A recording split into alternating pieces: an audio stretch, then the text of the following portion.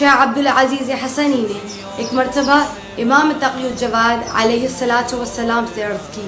کہ مولا خدائی متعال کے نزدیک آپ کے بابا امام رضا علیہ السلام کی زیارت زیادہ افضل ہے یا آپ کے جد مولا حسین صلوات اللہ علیہ کی؟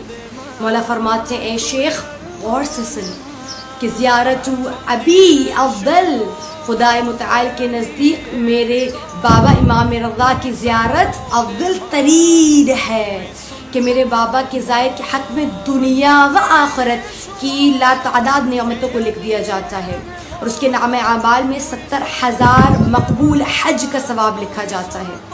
یہ متعجب ہو گیا جیسے آپ اور میں حیران بیٹھے ہیں اور کہتا ہے مولا آپ کے جد کو بے دردی سے شہید کر دیا گیا، تب بھی آپ کے بابا کی زیارت زیادہ افضل ہے؟ مولا فرماتے ہیں ہاں بالیقین افضل ہے۔ کہا وجہ یہ ہے کہ ہمارے جد ابا عبداللہ الحسین کی زیارت ہر خاص عام کرتا ہے، چاہے شیعہ اثنا عشری ہو یا نہ ہو، چاہے انہیں امام مانے یا نہ مانے، چاہے دین اسلام سے تعلق رکھے نہیں رکھے، لیکن ان کی زیارت کو ہر شخص جاتا ہے۔ لیکن میرے بابا لا یدورہ الا الخواص من الشیعۃ، لیکن میرے بابا کی زیارت وہ چند خاص افراد کرتے ہیں جن کا عقیدہ کامل ہو، جن کا ایمان کامل ہو، جو مکمل ائمہ پر ایمان رکھتے ہوں۔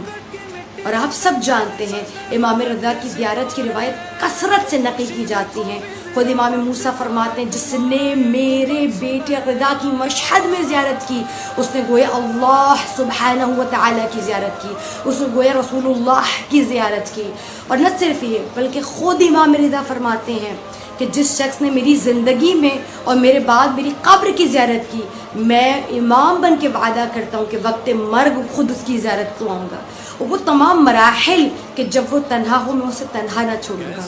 بہت سی روایت میں ملتا ہے کہ امام رضا وہ تنہا امام ہے جنہیں نے عالم برزخ میں شفاعت کا وعدہ کیا ہے،